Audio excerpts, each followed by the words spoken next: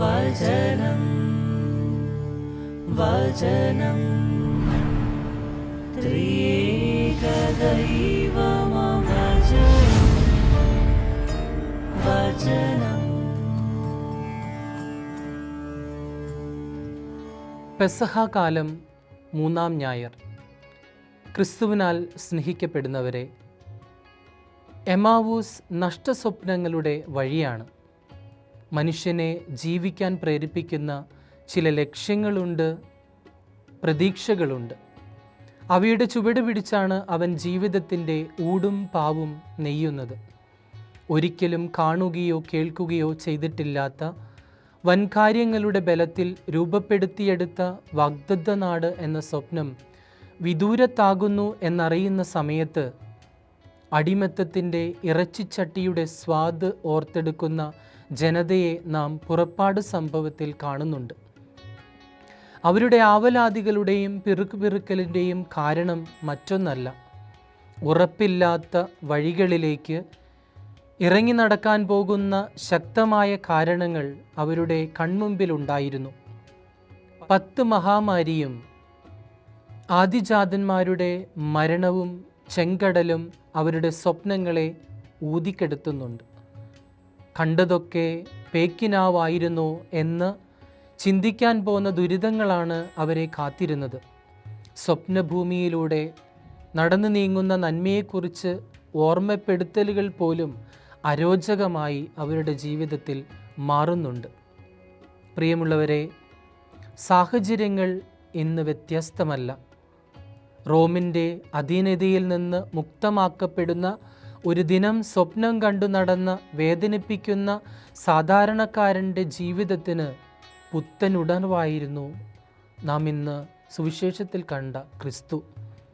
സമൂഹത്തിൽ മാറ്റി നിർത്തപ്പെടുന്നവനോടുള്ള മനോഭാവവും കൂസലില്ലാതെ അധികാരവർഗത്തോടുള്ള സംസാരവും സാധാരണക്കാരൻ്റെ ജീവിതത്തെ വല്ലാതെ സ്വാധീനിച്ചു. അതുകൊണ്ടാണ് അവനെ രാജാവാക്കാൻ അവർ പലവട്ടം മുതിർന്നത്. പ്രിയമുള്ളവരെ, തങ്ങൾക്ക് വേണ്ടി സംസാരിക്കേണ്ടവർ സ്ഥാനമാനങ്ങൾക്ക് വേണ്ടി റോമൻ സാമ്രാജ്യത്തിന് വീട്ടുവേല ചെയ്തപ്പോൾ മുന്നിൽ നിൽക്കാൻ ഒരാളെ ലഭിച്ചതാണ്. അങ്ങനെയാണ് അവർ ക്രിസ്തുവിനെ കാണുന്നത്. മനസ്സിൽ സ്വാതന്ത്ര്യബോധമുള്ളവർ അവനിൽ നിന്ന് വൻ കാര്യങ്ങൾ പ്രതീക്ഷിച്ചു. അക്കൂട്ടത്തിൽപ്പെട്ടവരാണ് എമാവൂസിൻ്റെ വഴിയിലെ ശിഷ്യന്മാർ. സംസാരങ്ങൾ തർക്കങ്ങളായി മാറാൻ പോകുന്നത്രയും നിരാശ അവർക്കുണ്ടായിരുന്നു. എല്ലാം അവസാനിപ്പിച്ച് മടങ്ങിപ്പോകുകയായിരുന്നു അവരുടെ ലക്ഷ്യം. അവർ തങ്ങളോടുകൂടെ നടക്കുന്നവനെ തിരിച്ചറിയാനാവാതെ തങ്ങളുടെ പ്രതീക്ഷകളെപ്പറ്റി യേശുവിനോട് പറയുമ്പോൾ, പ്രിയമുള്ളവരെ, ഇസ്രായേലിൻ്റെ വിമോചകനെയാണ് അവർ ക്രിസ്തുവിൽ കണ്ടതെന്ന് വ്യക്തമായി പറയുകയും ചെയ്യുന്നുണ്ട്. എമാവൂസ് ഓരോ വ്യക്തിയുടെയും അനുദിന ജീവിതത്തിൻ്റെ ഇടവഴികളാണ്. പ്രിയമുള്ളവരെ, നമ്മെ ജീവിക്കാൻ പ്രേരിപ്പിക്കുന്ന കാരണങ്ങൾ കൈമോശം വരുമ്പോൾ നാം എത്തി നിൽക്കുന്ന ഇടമാണ് എമാവൂസിലേക്കുള്ള യാത്രയുടെ ഇടം. നിരാശയിൽ നിബദിക്കുന്ന മനുഷ്യന് പിന്നീട് ഒന്നിനെയും ഉൾക്കൊള്ളാനാവില്ല. ഓരോ അനുഭവം ഉള്ളവന് പോലും തർക്കവും കലഹവുമാണ് വിധി. ഒപ്പം നടക്കുന്ന ദൈവത്തെ പോലും തിരിച്ചറിയാൻ കഴിയാത്ത വിധം നമ്മുടെ കണ്ണുകളിൽ മൂടൽ മഞ്ഞ് വന്നുപെടും.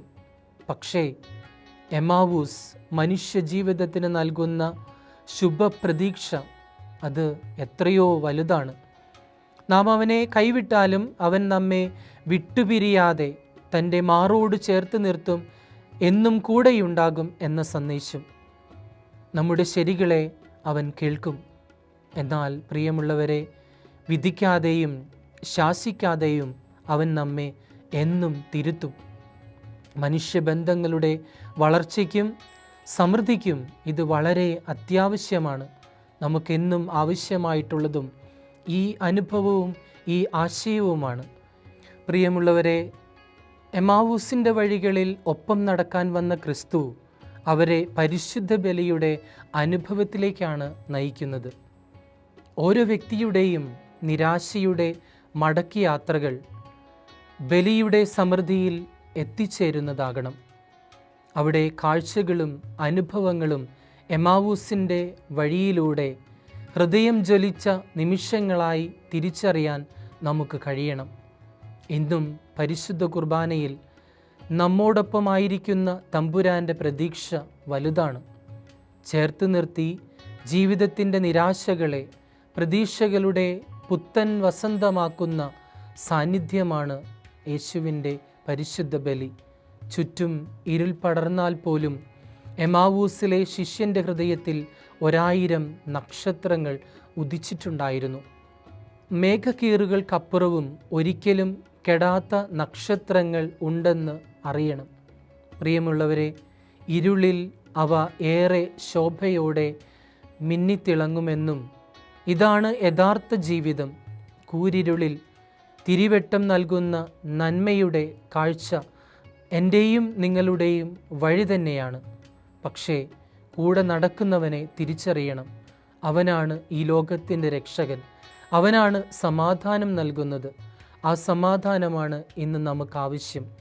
കൂടെ നിൽക്കുന്ന ക്രിസ്തു നമ്മെ എന്നും തൻ്റെ സ്നേഹിതനായി കരുതും, തൻ്റെ മാറോട് ചേർത്ത് നിർത്തും എന്ന സന്ദേശം. ഈ സന്ദേശം ഉൾക്കൊണ്ട് വചനം നമുക്ക് ഹൃദയത്തിൽ സ്വീകരിക്കാം. വചനം നമ്മുടെ ഹൃദയത്തിൽ ജ്വലിക്കട്ടെ. ആമേൻ.